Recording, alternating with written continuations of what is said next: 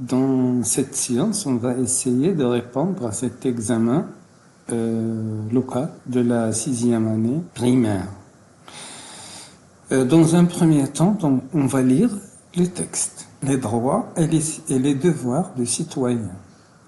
Être citoyen, cela veut dire avoir des droits.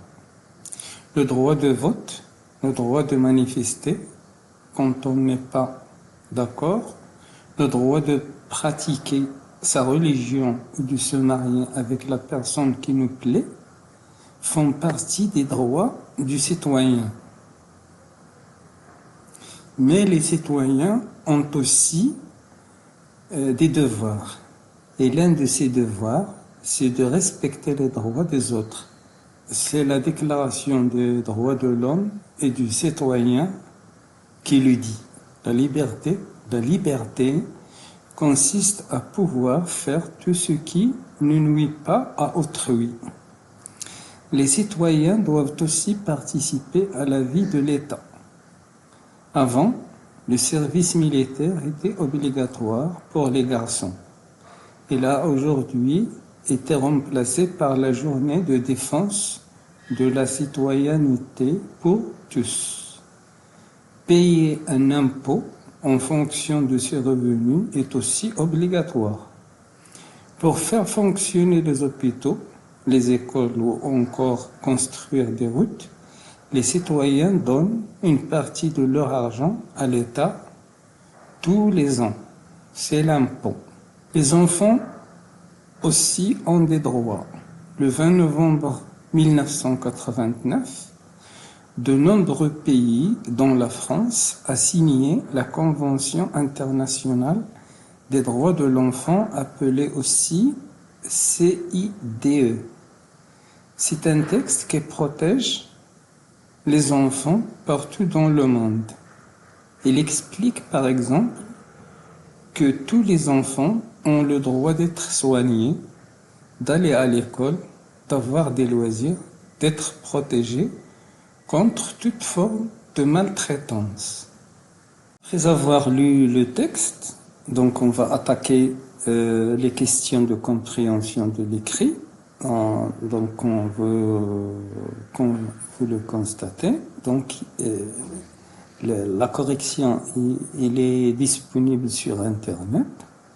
Moi, ce que je fais, c'est de donner des explications, tout simplement. Celui qui veut la correction, il peut la trouver sur Internet. Moi, tout simplement, j'explique et je donne des informations, tout simplement. Quel est le titre de ce texte? Donc, le titre de ce texte, donc le voilà, donc il est ici. Voilà, les droits et les devoirs des citoyens.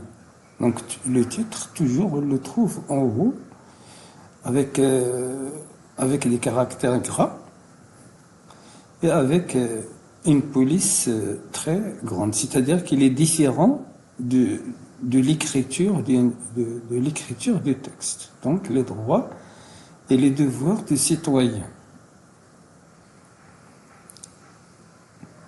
Quel est le type de ce texte? C'est-à-dire, est-ce qu'il est informatif? C'est-à-dire, qu'est-ce que c'est qu'informatif? C'est-à-dire, il donne des informations narratives. Si elle raconte une histoire, par exemple, il était une fois un garçon qui marchait. Donc, elle raconte une histoire.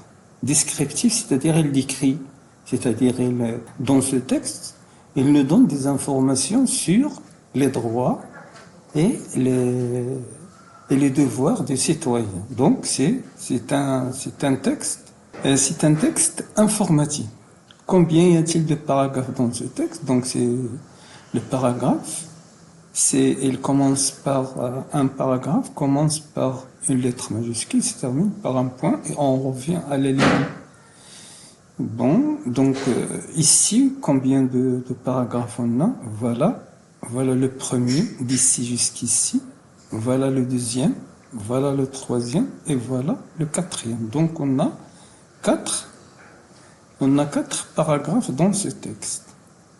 Ce texte vise la protection de l'environnement, c'est-à-dire il ne parle pas de la forêt par exemple, ou bien il parle de comment entretenir la forêt, comment être propre, etc. C'est-à-dire il ne parle pas de la nature. Définir les droits et les devoirs définir les droits et les devoirs, oui.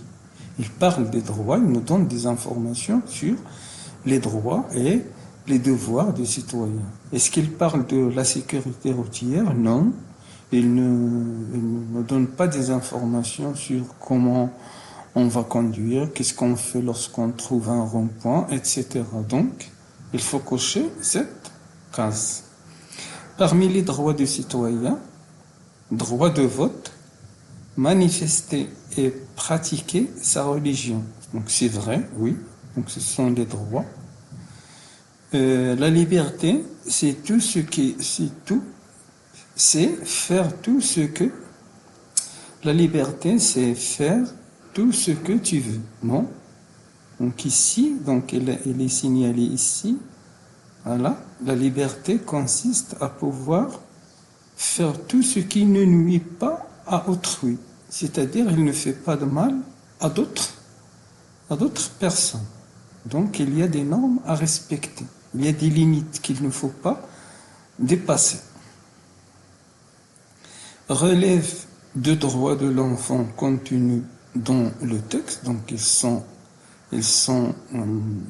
on les trouve ici dans le quatrième paragraphe. Donc si on le lit, on va les trouver. Être soigné, aller à l'école, avoir des loisirs, être protégé contre toute forme de maltraitance. Le citoyen paye-t-il un impôt pour construire des routes, pour faire fonctionner des hôpitaux, les écoles? À quelle date les pays ont-ils signé la Convention internationale des droits de l'enfant? Donc il est signalé ici dans le quatrième paragraphe. Donc on est ici le 20 novembre 1989. Le 20 novembre 1989, le voilà donc, il est mentionné ici.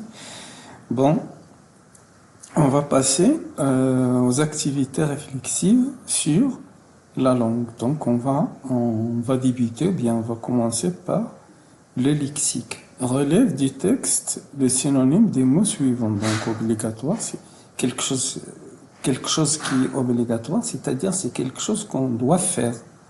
Donc c'est un devoir. Habitant, c'est un citoyen.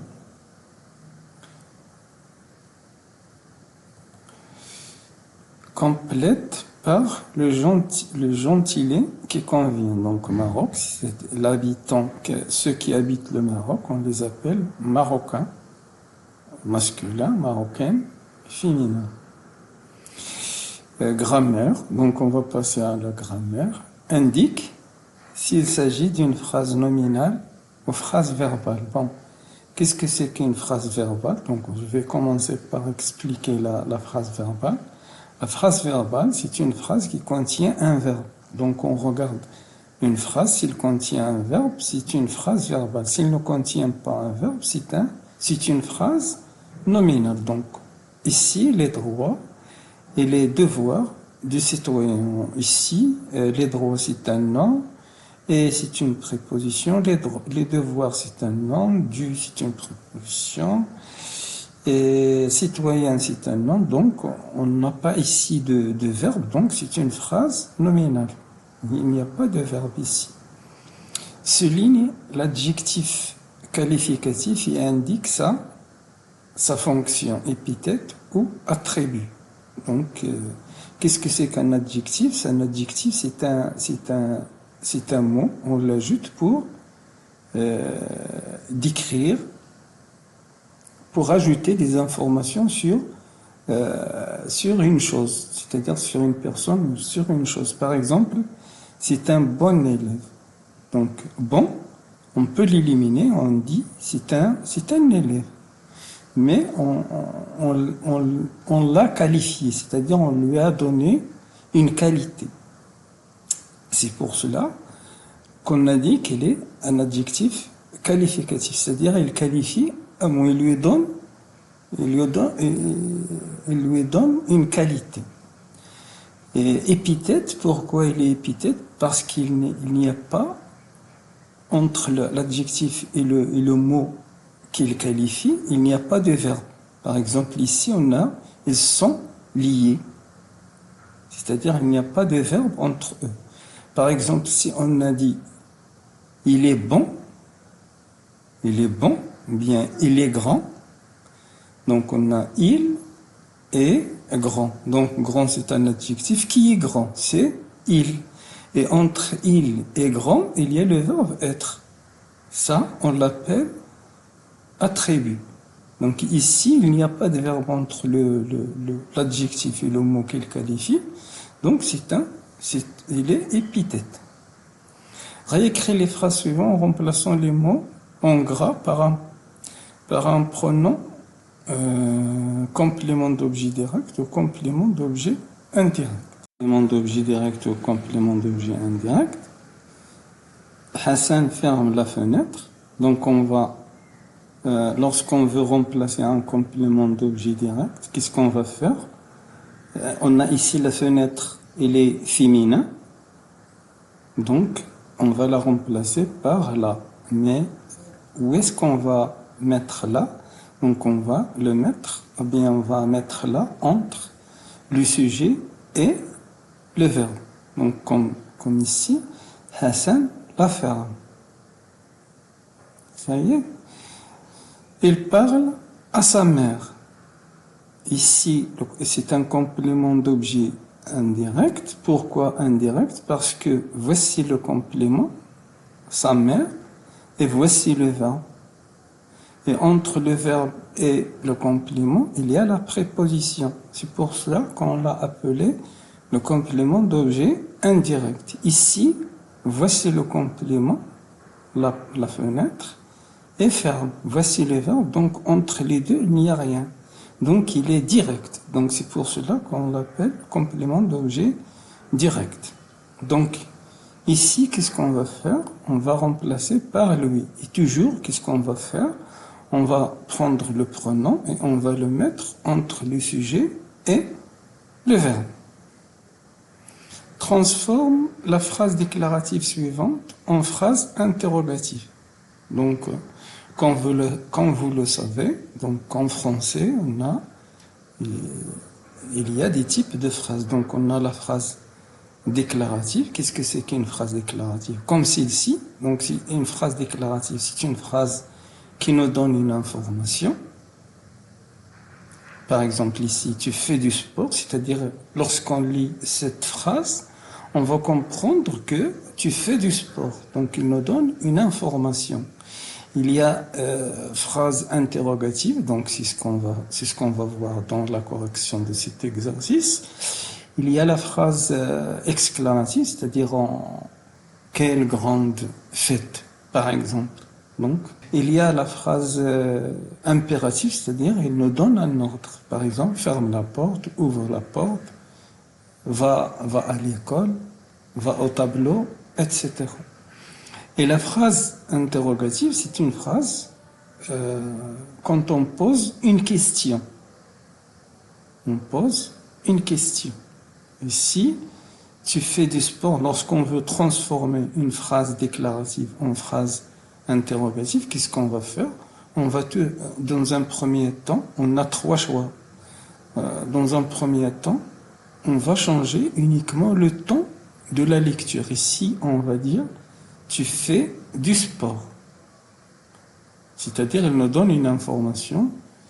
Tu fais du sport. Ici, tu fais du sport. C'est-à-dire, on se demande. Je te rencontre et je te pose cette question. Tu fais du sport?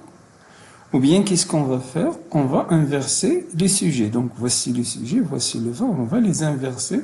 On va mettre le verbe en premier, suivi de sujet. Fais-tu du sport? Ou bien, tout simplement, on va ajouter « et ce que ». Donc, voici la phrase qu'on a dans la forme déclarative. Et on lui ajoute « et ce que ». Est-ce que tu fais du sport? Transforme la phrase affirmative suivante en phrase négative. Donc, avant de répondre à cette question, donc il faut distinguer entre la phrase affirmative et la phrase négative. La phrase affirmative, c'est-à-dire on fait la chose. Comme par exemple ici, je marche sur le bord. Je mange du pain. C'est-à-dire je fais quelque chose, c'est-à-dire je la fais. La forme négative, c'est-à-dire je ne la fais pas. Par exemple ici, je marche sur le bord, je ne marche pas sur le bord. Donc, on ajoute ne pas. Ici, je ne marche pas sur le bord. Ici, c'est une phrase affirmative, c'est-à-dire je fais la chose, c'est-à-dire je marche, c'est-à-dire je la fais. Je ne marche pas sur le bord, c'est-à-dire je ne le fais pas, je ne l'ai pas fait. Donc c'est une phrase négative. Donc pour passer de la phrase affirmative à la phrase négative, on va ajouter ne et pas. Quand on a ici les verbes conjugués au présent, l'imparfait, le futur, qu'est-ce qu'on fait? On va mettre le verbe entre ne et pas. Et s'il est au passé composé, donc on va mettre l'auxiliaire être ou avoir. Donc on va passer à la conjugaison. Conjugue les verbes entre parenthèses au présent de l'indicatif. Donc on a ici le verbe corriger. C'est un verbe de premier groupe, car il se termine par ER. Donc les verbes de premier groupe, qu'est-ce qu'on fait? On va enlever ER, on va ajouter les terminaisons de présent qui sont E, ES, E, ONS, Z, ENT. Donc ici on a Adam, c'est comme si on a la troisième personne du singulier, il. Donc on a il, donc on va ajouter E. Le verbe prendre, c'est un verbe de troisième groupe. Conjugue le verbe entre parenthèses à l'imparfait. Nous aimions. Donc on a ici les terminaisons de l'imparfait. Tout d'abord, le verbe aimer, c'est un verbe de premier groupe. Et qu'est-ce qu'on fait pour conjuguer un verbe de premier groupe à l'imparfait? Donc on va enlever ER, on va ajouter les terminaisons de l'imparfait qui sont AI, AI, un nom, qui sont AIS, AIS, AIT, IONS, IEZ, AIENT. Donc nous aimions notre école. Conjugue le verbe entre parenthèses au passé composé. Pourquoi on l'a appelé passé composé? Parce qu'il est constitué de des verbes conjugués, soit l'auxiliaire être et le participe passé, celui-ci on l'appelle participe passé. Ici c'est le verbe venir qui est conjugué, donc lorsqu'on le conjugue au passé composé, on doit ajouter l'auxiliaire bien être ou bien avoir. Ici, le verbe venir, on doit ajouter le verbe être, ou bien l'auxiliaire être. Donc, il est venu. Et il faut faire attention, car le verbe venir, ou bien les verbes qui se conjuguent au passé composé avec l'auxiliaire être, ils s'accordent. C'est-à-dire, si on a ici il, masculin, on ne doit pas ajouter ici un E. Donc on va dire il est venu sans E. Mais ici c'est féminin, donc on a ajouté E. Conjugue le verbe entre parenthèses au futur simple. Le verbe finir. Le verbe finir, c'est un verbe de deuxième groupe. Qu'est-ce qu'on fait pour conjuguer un verbe au futur? On va, on va, on va garder le verbe tout entier. Donc, si vous remarquez, on a ici le verbe finir. Donc, le voilà. Verbe finir. Donc, on va garder le verbe à l'infinitif et on va lui ajouter les terminaisons du futur qui sont par exemple AI, AS, A, ONS, EZ, ONT, ONT. Ça y est. Donc, voilà comment on conjugue les verbes au futur. Ici, on a le verbe, conjugue le verbe entre parenthèses à l'impératif. Donc, l'impératif, c'est un verbe qui contient uniquement 3 personnes. La deuxième personne du singulier, la première personne du pluriel et la deuxième personne du pluriel. Regardons ce beau film. Voilà, regardons ce beau film. Donc, qu'est-ce qu'on fait pour conjuguer un verbe à l'impératif? Donc, on le conjugue au présent et on élimine la première personne du singulier, la troisième personne du singulier, la troisième personne du pluriel.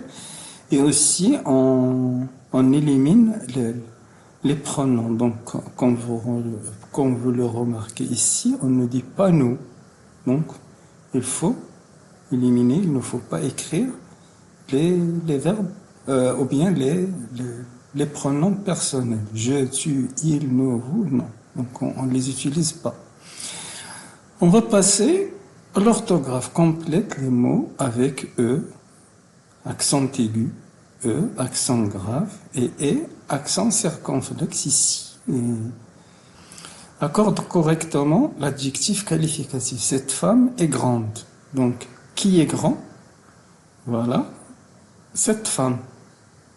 Donc, cette femme, elle est féminin. Donc, l'adjectif doit être féminin aussi. Donc, on ajoute ici un ne. Si on a ici cet homme est grand, on ne va pas ajouter. Ici, complète par, donc, la même chose qu'ici. C'est quelque chose qu'il faut apprendre, qu'il faut connaître. On va passer à l'expression écrite. Complète les phrases ci-dessous par les mots suivants. Gauche, passage, ceinture, traversée. Il fait toujours attention avant de. Est-ce qu'on va dire gauche? Non. Passage? Non. Ceinture? Non. Traversée? Oui. Donc, je fais toujours attention avant de traverser la route. Je mets ma de sécurité avant le départ de la voiture. Donc, c'est clair ici. Qu'est-ce qu'on doit mettre avant le départ de la voiture? Donc, qu'est-ce qu'on va mettre gauche? Non. Passage? Non. Ceinture? Oui. Donc, on va mettre ici ceinture. Je regarde à droite et, donc, qu'est-ce qu'il reste? À gauche et passage. Donc, il faut mettre à gauche. C'est-à-dire, avant de traverser, il faut regarder à droite et à gauche, même si le petit bonhomme est vert. Pour traverser, il faut utiliser le passage piéton. Donc, il reste le passage. Donc, on va le mettre ici. Donc, pour répondre à cet exercice, donc il faut voir de quoi parle le texte et on va choisir le mot qui lui convient. Ici, on va mettre en ordre ces phrases. Donc, on va les lire. 2 outils de base sont indispensables pour l'utiliser. Donc, d'après vous, est-ce qu'on peut mettre cette phrase au début? Donc, non. De l'ordinateur portable et de l'appareil numérique, de l'appareil photo numérique. Aussi, non? Donc, c'est pas une phrase qu'on va mettre au début. La batterie est nécessaire pour allumer le smartphone. Donc, non. Le smartphone est un téléphone portable que ses fonctions approchent, peut-être, on va voir la dernière, ou bien la dernière idée, et le chargeur permet à la batterie de se recharger. Donc non, donc on va mettre celui-là en premier. Donc voilà. Qu'est-ce qu'on va mettre encore? Le smartphone est un téléphone mobile que ses fonctions approchent quoi? De l'ordinateur et de l'appareil photo. Donc on va mettre celui-ci en deuxième.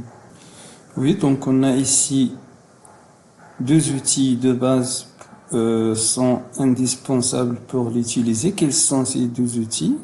Donc on a la batterie et le chargeur. Donc voici 1, 2, 3, 4, 5. Voici les réponses.